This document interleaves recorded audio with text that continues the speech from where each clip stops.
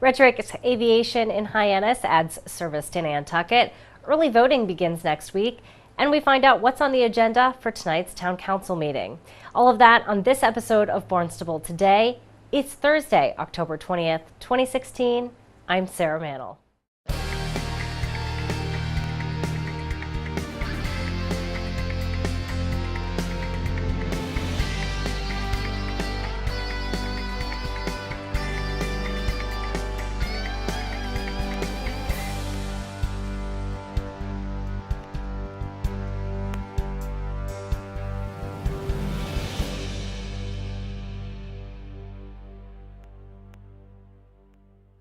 A new way to get to and from Nantucket is available. Rhetoric's Aviation launched its new daily shuttle service yesterday in Hyannis.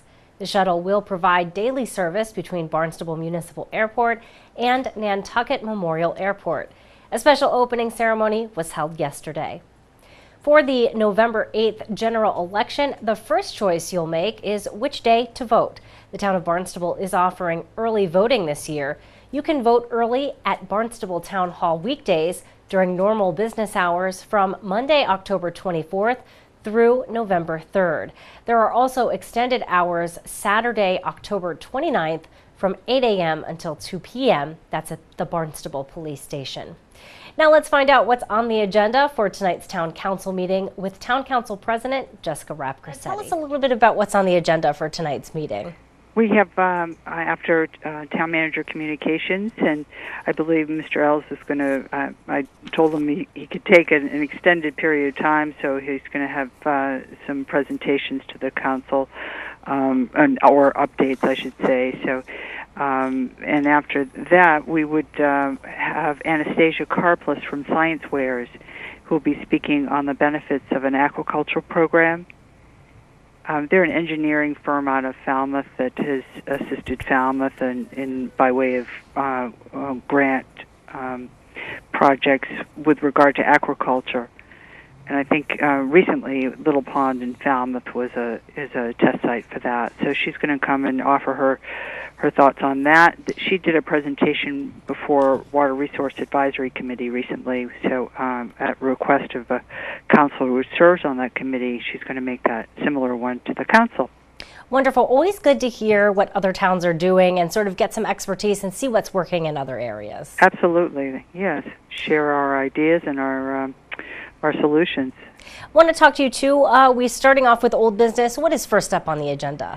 Yeah, it's a fairly light agenda. The amendment from 2016 fiscal year, we're now in 2017, is to amend the zoning ordinance, and that was promulgated by Councilor Will Crocker, and he'll be asking, I believe, for an extension on that item as well. But that's an amendment to the zoning ordinance regarding accessory uses to a property with regard to commercial vehicles.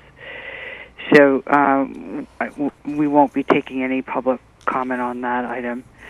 And then following another item of old business is the CPC item for the Dottridge Homestead, which I unfortunately have to recuse myself from because I'm actively involved in the Historical Society in Katua.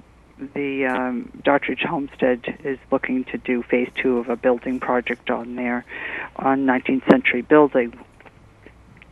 And that's actually going to be referred to a public hearing, so that will take place. The public hearing, will that be held this Thursday? Yes, it is tonight. Yes, it is. That was a first read on September 29th, and it needs 2 reads because there's appropriation of funds. So the public hearing is open and will be accepted.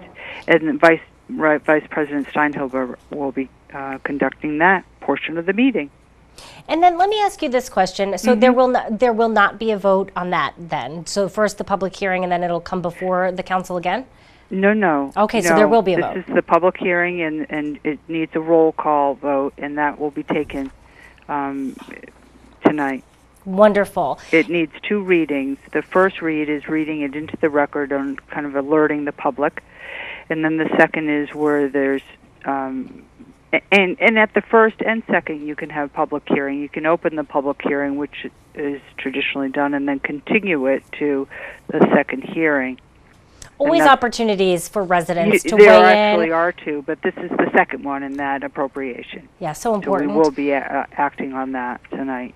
And typically when a project like this comes before Town Council, you have a representative of either the Community Preservation Committee or someone who's working on the project. Will there be someone present talking about this project tonight?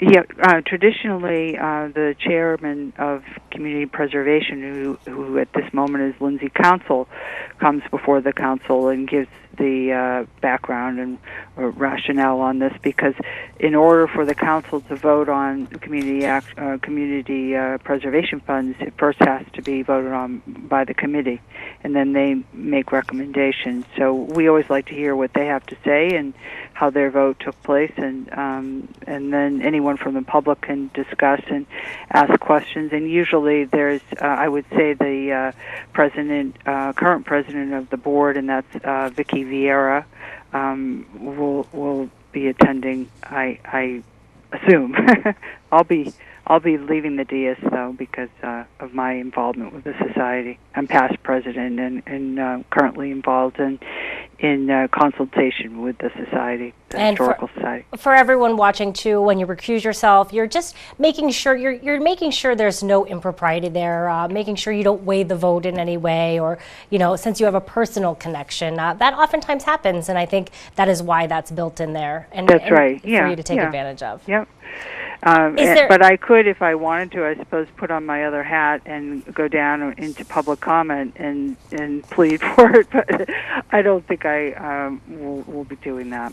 Well, and I think it's so important, as you see, we have so many historical buildings all across town, and such an important thing to keep those, because when we lose history, there's no getting it back. No, and this is a sweet little building which actually has its origins down Cape, and it was moved by oxen to Cotuit.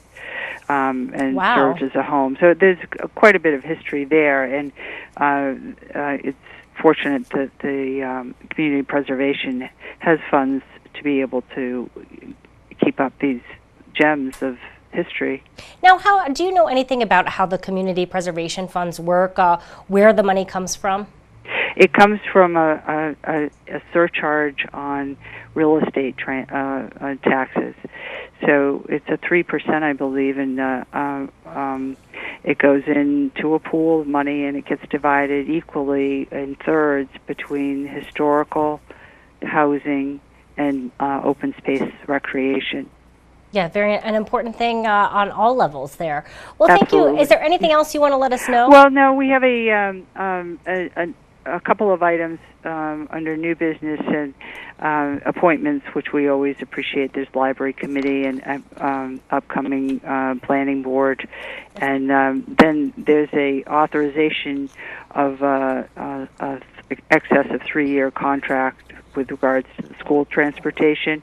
And by law, the council has to vote, majority vote, if they want to extend a term exceeding 36 months. So, which they'd like to do to provide for some greater competition in the transportation provider market. So we'll be looking at that item too and voting on that. Great. Thank you so much for joining us today, letting us know everything that's going to be on the agenda and happen at tonight's meeting. We really appreciate it. Thank you, Sarah. Take care. Have a great day. You too. You too. Thanks so much. Bye-bye. Our guest this morning, of course, Town Council President Jessica Rapp-Cressetti, filling us in on everything that's on the agenda for tonight's Town Council meeting. Town Council meets tonight at 7 in the Town Hall hearing. Be sure to tune in to our hour-long news program, Barnstable This Morning, weekdays at 8 a.m. On tomorrow's show, we will chat with Sandy Neck Beach Park manager Nina Coleman. We'll meet some adorable pets looking for forever homes. Plus, we'll have all the news and information you need. For Barnstable Today, I'm Sarah Mantle.